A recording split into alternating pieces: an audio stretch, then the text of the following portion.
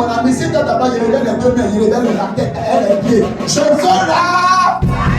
Je veux là. Que le Seigneur t'accorde la sagesse. Écoutez, on a compris le mercredi dans l'introduction que sans la sagesse, tu ne peux rien faire. Au fait, on échoue parce que nous manque la sagesse. Tous les projets de Dieu sont conçus à partir de la sagesse. La version profonde dit que la sagesse wisdom is the principal main thing. La sagesse est la chose principale. Proverbe 8, verset 22, je crois, que nous avons lu, 22 à 30, la Bible dit, la sagesse même parle, elle dit l'Éternel a créé la première de ses œuvres, avant ses œuvres les plus anciennes.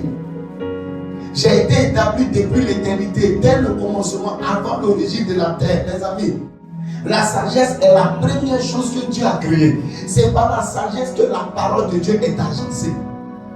Lorsque Dieu dit quelque chose, lorsque Dieu veut faire quelque chose dans ta vie, ce qu'il a dit là, ce qu'il le réalise, donc ce qui est sa main, c'est de la sagesse. La sagesse est l'architecte de la volonté de Dieu sur la terre et dans l'univers. C'est pourquoi tu as besoin de la sagesse. Le jour Salomon devient roi, ça c'est un rappel que je vais faire, on l'a vu le mercredi dernier. L'une des choses que Salomon demande à Dieu, Salomon ne demande pas l'argent à Dieu.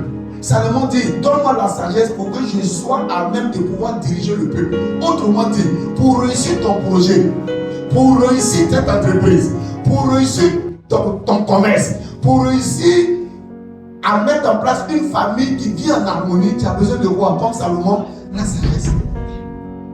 Donc on peut en déduire que là où tu as échoué, c'est parce qu'il t'a manqué quoi? On échoue, mon peuple échoue par manque de connaissance. En fait, cette connaissance dont il s'agit là, il s'agit de la sagesse. Le peuple de Dieu, les chrétiens échouent. On échoue dans les ministères, on échoue dans nos mariages, on échoue dans nos fiançailles, on échoue à l'école à cause d'un manque de sagesse.